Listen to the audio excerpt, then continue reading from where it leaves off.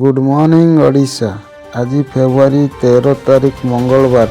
10ଟି news ଉପରେ ନଜର ପକାଇବା। ଆପଣଙ୍କ ଭଲ ପାଇବା ସ୍ୱରୂପ ଗୋଟେ ଲାଇକ୍ ନିଶ୍ଚିତ ଭାବେ ରଖିଦେବେ ଏବଂ ଚ୍ୟାନେଲକୁ ସବସ୍କ୍ରାଇବ୍ କରି। ବର୍ତ୍ତମାନ ଖବର ନମ୍ବର 1।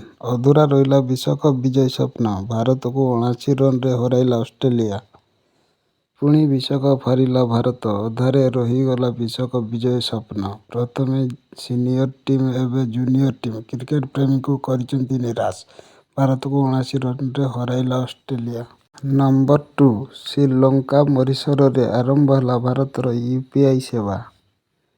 ନୂଆଦିଲ୍ଲୀ। ଶ୍ରୀଲଙ୍କା ଏବଂ ମରିସସରେ ଭାରତ ଏହାର ୟୁନିଫାଏଡ୍ ପେମେଣ୍ଟ ଇଣ୍ଟରଫେସ୍ ୟୁପିଆଇ ସେବାକୁ ସଫଳତାର ସହ ଆରମ୍ଭ କରିଛି। ଏହା ସହିତ ଏହି ପଦକ୍ଷେପର ଅଂଶ ଭାବରେ ମରିସସରେ ରୂପେ କାର୍ଡ ସେବା ଆରମ୍ଭ କରାଯାଇଛି। ନମ୍ବର 3। ଭାରତ ପ୍ଲସ୍ ତୃତୀୟ ଟେଷ୍ଟରେ ଡେବ୍ୟୁ କରିପାରନ୍ତି ଏହି ଖେଳାଳି। ଭାରତ ଏବଂ ଇଂଲଣ୍ଡ ମଧ୍ୟରେ 5 ମ୍ୟାଚ୍ ବିଶିଷ୍ଟ ଟେଷ୍ଟ ସିରିଜର ତୃତୀୟ ମ୍ୟାଚ୍ ଫେବୃଆରୀ 15ରୁ ରାଜକୋଟରେ ଖେଳାଯିବ। ଭାରତୀୟ ଦଳ ଅନେକ ପରିବର୍ତ୍ତନ ସହିତ ଏହି ମ୍ୟାଚ୍ ପ୍ରବେଶ କରିପାରିବ। ତେବେ ଯୁବ ୱିକେଟକିପର ଧ୍ରୁବ ଜୁରେଲ ତୃତୀୟ ଟେଷ୍ଟରେ ଡେବ୍ୟୁ କରିବାର ସୁଯୋଗ ପାଇପାରନ୍ତି।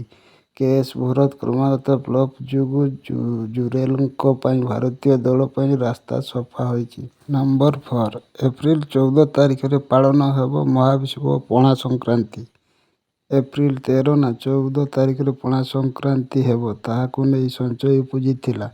ଯେଉଁଥିପାଇଁ ସୋମବାର ପୁରୀରେ ପାଞ୍ଜି ବୈଠକ ବସିଥିଲା।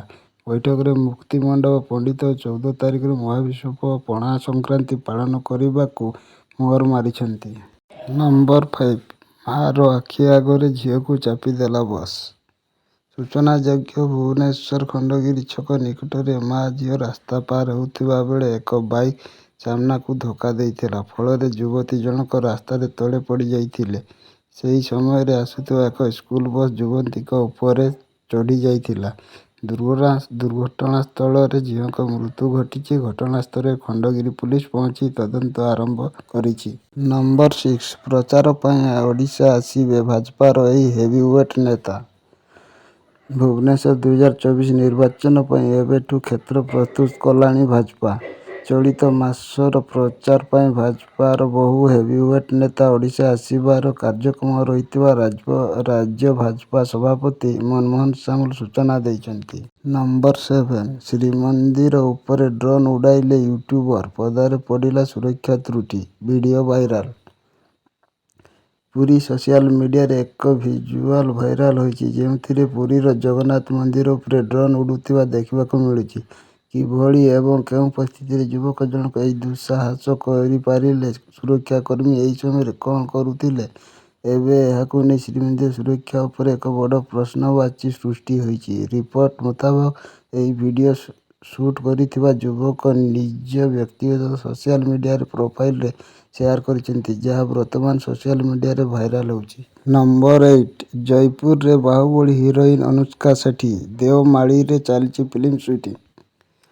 ବ୍ଲକବୁଷ୍ଟର ଫିଲ୍ମ ବାହୁବଳୀର ଚର୍ଚ୍ଚିତ ଅଭିନେତ୍ରୀ ଅନୁଷ୍କା ସେଠୀ ଏବେ ଜୟପୁର ସହରରେ ଏକ ଫିଲ୍ମର ସୁଟିଂ ଲାଗି ଅନୁଷ୍କା ଏବେ ଜୟପୁରରେ କିଛି ଦିନ ହେଲା ରହୁଛନ୍ତି। ତାଙ୍କୁ ଦେଖିବାକୁ ଫ୍ୟାନଙ୍କ ପ୍ରବଳ ଭିଡ଼ ଜମୁଛି। କୋରାପୁଟର ଦେଓମାଳୀ ପର୍ବତ ସହ ଜୟପୁର ସହରରେ ଚାଲିଛି ସୁଟିଂ। ନମ୍ବର 9। ନୂଆ ରୂପରେ ପାଇବ ବାଲେଶ୍ୱର ଷ୍ଟେସନ। ଦେଖିବାକୁ ମିଳିବ ଓଡ଼ିଶାର କଳା ସଂସ୍କୃତିର ଝଲକ। ବାଲେଶ୍ୱର ରେଳ ଷ୍ଟେସନ ହେବ ନବକଳେବର। ଉନ୍ନତ ମାନର ରେଳ ସେବା ପାଇବେ ଯାତ୍ରୀ। ଜର୍ମାନ ଓ ଜାପାନ ଭଳି ବିଶ୍ୱସ୍ତରୀୟ ଢାଞ୍ଚାରେ ରେଳ ଷ୍ଟେସନ ନିର୍ମାଣ ଲାଗି ଖର୍ଚ୍ଚ ହେବ 197 କୋଟି ଟଙ୍କା। ଏନେଇ ରେଳମନ୍ତ୍ରୀ ଅଶ୍ୱିନୀ ବୈଷ୍ଣବ ଅର୍ଥ ମଞ୍ଜୁର କରିଥିବା ବେଳେ ଓଡ଼ିଶାର କଳାକୃତିରେ ଝଲସିବ ବାଲେଶ୍ୱର ଷ୍ଟେସନ। ନମ୍ବର 10। କଂଗ୍ରେସରୁ ଇସ୍ତଫା ଦେଲେ ପୂର୍ବତନ ବରଗଡ଼ ଜିଲ୍ଲା ସଭାପତି ନିହାର ମହାନନ୍ଦ। ବରଗଡ଼ ପ୍ରେମାନନ୍ଦ ଖାମାରୀ କଂଗ୍ରେସର ପୂର୍ବତନ ବରଗଡ଼ ଜିଲ୍ଲା ସଭାପତି ତଥା ଅତାବିରା ନିର୍ବାଚନ ମଣ୍ଡଳୀର ପୂର୍ବତନ ବିଧାୟକ ନିହାର ରଞ୍ଜନ ମହାନନ୍ଦ ସୋମବାର କଂଗ୍ରେସରୁ ଇସ୍ତଫା ଦେଇଛନ୍ତି। ଏନେଇ ସେ ତାଙ୍କ ଇସ୍ତଫା ପତ୍ର ଦଳର ରାଷ୍ଟ୍ରୀୟ ଅଧ୍ୟକ୍ଷ ମଲ୍ଲିକାର୍ଜୁନ ଖର୍ଗେ, ପ୍ରଦେଶ କଂଗ୍ରେସ ସଭାପତି ଶରଦ ପଟ୍ଟନାୟକ ପ୍ରମୁଖଙ୍କ ନିକଟକୁ ପଠାଇଛନ୍ତି। ଏମିତି ଅପ୍ ଟୁ ଡେଟ୍ ନ୍ୟୁଜ୍ ପାଇବା ପାଇଁ ଲାଇକ୍, ସବସ୍କ୍ରାଇବ୍ ଜରୁର କରନ୍ତୁ।